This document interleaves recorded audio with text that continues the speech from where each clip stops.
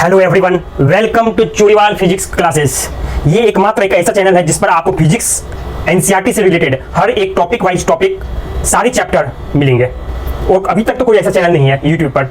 तो प्लीज मेरे चैनल को सब्सक्राइब करें और दोस्तों को बताएं कि इस चैनल पर एनसीईआरटी बिल्कुल कवर्ड है और बाद बाकी और दूसरे चैनल पर जो भी है वो तो यहाँ मिलेंगे ही, एक्स्ट्रा में एक्स्ट्रा आपको एनसीईआरटी भी फुल कॉन्सेप्ट के साथ है। एनसीईआरटी आपको अगर क्लियर हो गया, एनसीईआरटी के सारे कॉन्सेप्ट समझ में आ गए तो आप किसी भी कंपटीशन लेवल के एग्जाम को इजी वे में क्रैक कर पाएंगे। तो प्लीज सब्सक्राइब माय चैनल। चलते हैं आज के टॉपिक की तरफ। आज का टॉपिक है the work energy theorem for a variable forces. देखिए फोर्सेस दो तरह के होते हैं, एक तो फिक्स्ड फोर्सेस, दूसरा वेरिएबल फोर्सेस। यहाँ पर हमें करना है वेरिएबल फोर्स की हेल्प। वेरिएबल फोर्स के लिए ये थ्योरम कौन सी है, वर्क एनर्जी थ्योरम, वो हमें प्रूव करना है कि वर्क और एनर्जी में जो रिलेशन है वो किस तरह से लिखेंगे अगर वेरिएबल फोर्स वहां पर हो। वेरिएबल फोर्स हो मींस अब देख, सबसे पहले हमें ये निकालना है कि वेरिएबल फोर्स के लिए वर्क डन क्या होती है। तो हमने पिछली क्लास में देखा था work done for variable force will be equal to integration f d x.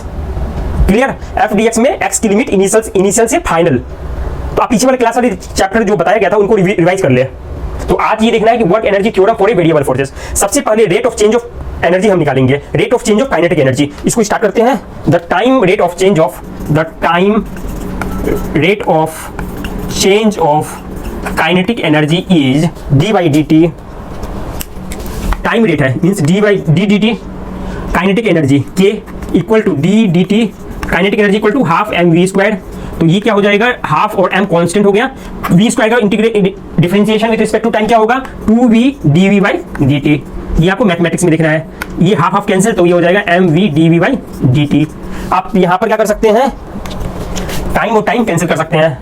तो यहाँ पर फिर आगे क्या टर्म आ गया है dk equal to mv dv। Clear? ये वाला टर्म आ गया। अब आपको क्या करना है, इसके बाद क्या करना है, अब सिंपली यहां पर आप यहां तक आ गए। उसके बाद आपको क्या करना है, आपको ये पता है कि यहां पर ये जो mvdv है इसको आपको रीअरेंज फिर से करना है। सपोज मैं यहां पर एक चीज करता हूं dk इक्वल टू mvdv, तो क्या मैं ऐसा कर सकता हूं dt बाई dt से मल्टीप्लाई कर सकता हूं? हाँ कर सकता हूं। तो ये क्या हो जाएगा mvdv बाई dt फिर से dt dv बाई dt। इसको क्या लिख सकते हैं, ये जो है dv और dt, ये dv dt को क्या लिख सकते हैं, dv dt को लिख सकते हैं क्या होगा, v को क्या लिख सकते हैं, v equal to dx by dt। तो v dt इक्वल टू क्या हो जाएगा dx। इसका मतलब यहां पर क्या हो जाएगा m dx dv by dt। इसमें कोई doubt, m dx dv by dt, इसमें कोई डाउट हो रहा है आपको? सिर्फ मैं इसको अरेंज करना चाह रहा हूं। इसको फिर क्या लिख सकते हैं, m dv बाई dt लिख सकते हैं, एक साथ मैंने कर दिया और dx को अलग कर दिया। ये क्या हो सकता है, dv बाई dt क्या होता है, ये dv by dt means differentiation of velocity with respect to time. ये क्या होती है, एक्सेलरेशन। ma मैंने लिख दिया, dx कर दिया। ma क्या होती है, फोर्स इनटू dx। ये जो आया यहां second law of Newton, second law बोलिए, Newton's second law of motion, उससे आपको ये वाली रिलेशन मिल गई।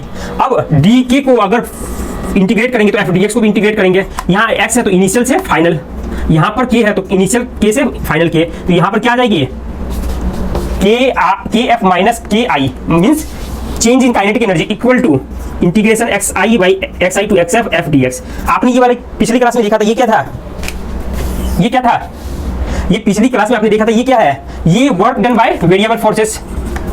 Work done by variable force. अगर फिक्स्ड फोर्स होता तो ये वाली चीज f बाहर आती, क्योंकि यहाँ पर f भी फंक्शन है x का, तो इसलिए यहाँ पर ये कांस्टेंट नहीं है, दैट्स व्हाई मैंने इंटीग्रेशन के बाहर नहीं लिया। यहाँ पर क्या हो गया, वर्क डन, ये पूरी की पूरी वर्क आई थी, वर्क डन की जो वैल्यू आई थी वेरिएबल फोर्स के केस में ये वाली आई थी। पिछली आप जो लेक्चर अपलोड किया गया है उसकी इसके जस्ट पीछे वाले लेक्चर को देखिए आप, उसमें लिखा हुआ था मींस 6.5 को देखिए, वहां पर आपको क्लियर समझ में आ जाएगा कि यहाँ पर ये वाली जो टर्म है ये work done by variable forces है। तो it means that change in kinetic energy of an object is equal to work done by that object by the variable force. Clear? मतलब वेरिएबल फोर्स जो भी work done करेगा वो उसके कारण क्या होगी, उसकी काइनेटिक एनर्जी चेंज हो जाएगी। मींस पहले काइनेटिक एनर्जी सपोज यहाँ पर है, कुछ भी काइनेटिक एनर्जी थी, सपोज 5 जूल थी, उसके बाद 3 जूल हो गई, तो 2 जूल की जो डिफरेंस आई है, तो 2 जूल की जो डिफरेंस आई है वो वर्क डन हो जाएगी, उतनी वर्क डन हो जाएगी, उतनी कहाँ चली गई, वर्क में। क्लियर? तो ये वाला जो आपको देखना था, यहां से यहां तक आपने देख लिया, ये जो आया था यहां पर किसकी हेल्प लिए थे, Newton second law of motion. अब यहां पर आपको क्या समझना है कि work is done by variable forces. यहां पर work is done by the variable forces, इसलिए मैंने इसको इंटीग्रेशन के अंदर ही रखा, क्योंकि f जो लिखा हुआ f है यहां पर एक्चुअल में f कैसा है, f function of x। Clear? तो यहां पर आपने देखा change in kinetic energy of particle, change in kinetic energy of particle is equal to work done on it. उस पार्टिकल पर कितना वर्क डन किया गया, change in kinetic energy of a particle is equal to work done on it by variable forces, work done on it by variable forces. Variable force ने जितना work किया किसी particle पर उतनी उसमें चेंजेस आ रही काइनेटिक एनर्जी में। अगर कुछ भी वर्क नहीं किया वेरिएबल फोर्स ने उस पार्टिकल पर, तब वहां पर चेंज नहीं होगी, मतलब जो फाइनल थी वो भी इनिशियल इक्वल हो जाएगी। क्लियर? इसमें कोई भी डाउट हो तो आप पूछ सकते हैं। तो यहां पर जो आपने ये सारा कॉन्सेप्ट देखा, तो यहां किसका यूज हुआ है? Newton second law of motion. देखिए Newton second law of motion जो भी है वो रिलेशन किसके बीच में देता है? फोर्स और एक्सेलरेशन के बीच में। Newton second law of motion ये क्या देता है? फोर्स और एक्सेलरेशन के बीच में। देखिए मैंने क्या किया था, ma को रिप्लेस कर दिया था f से। इसका मतलब ये Newton second law of motion से आपने देखा था कि ये वहां पर force applied force directly proportional to acceleration. तो यहां पर क्या हुआ, कहने का मतलब Newton second law of motion में जो आपने पढ़ा था, देखा था, वहां पर force is directly proportional to acceleration at any instant of time. किसी पर्टिकुलर इंस्टेंट की बात होती है, इंटरवल की नहीं कि अभी इसको पीछे के सिचुएशन से कोई मतलब नहीं है। पास्ट में हो सकती है कि किसी ऑब्जेक्ट की एक्सेलरेशन बहुत हाई हो या कम हो, उससे कोई मतलब नहीं है। जैसे ही उस ऑब्जेक्ट को उस किसी इंस्टेंट पर निकालनी हो तो उस इंस्टेंट की फोर्स देखेंगे हम, और उस इंस्टेंट की फोर्स पर ही उसी के अकॉर्डिंग एक्सेलरेशन निकलेगी।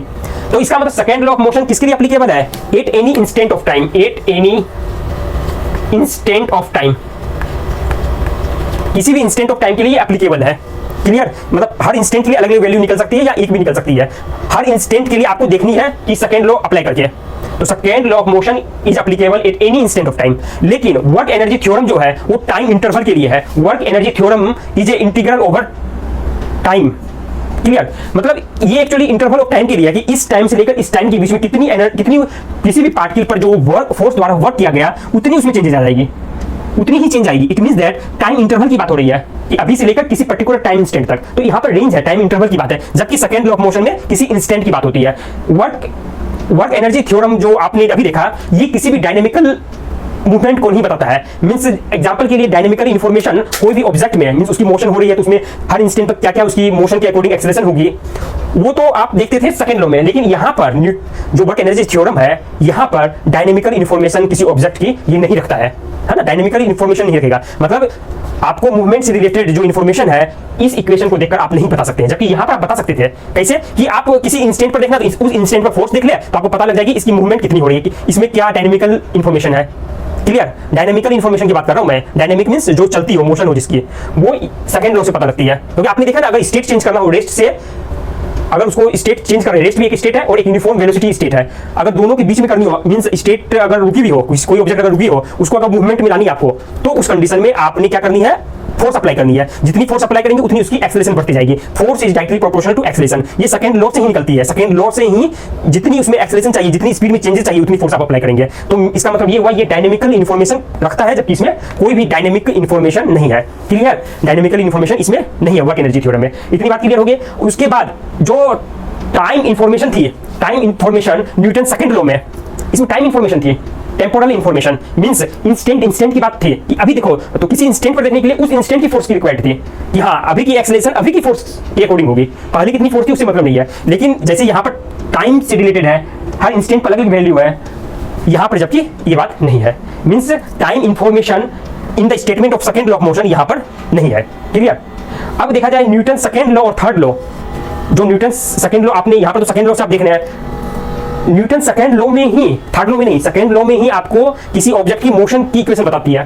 थर्ड लॉ में तो ये होती है मोमेंटम कंजर्व रहती है। मींस जो जितनी फोर्स आप अप्लाई करेंगे किसी ऑब्जेक्ट पे, वो ऑब्जेक्ट भी आप अप्लाई कर देगी। जबकि फर्स्ट जो लॉ है, न्यूटन फर्स्ट लॉ, वो तो स्टेट बताएगी कि एक स्टेट में तो उसी स्टेट में रहना चाहिए, रुकी है तो रुकी रहेगी, अगर यूनिफॉर्म वेलोसिटी में है तो यूनिफॉर्म वेलोसिटी में रहेगी। लेकिन सेकंड लॉ में ही ये डायनेमिकल इंफॉर्मेशन इसी लॉ से मिलती है। मींस मूवमेंट से रिलेटेड जो भी इंफॉर्मेशन है वो सेकंड लॉ ऑफ मोशन में ही है। अब एग्जांपल के लिए सेकंड लॉ ऑफ मोशन को अगर 2D या 3D में रिप्रेजेंट करना हो तो आप सीधे वेक्टर फॉर्म में जाएंगे।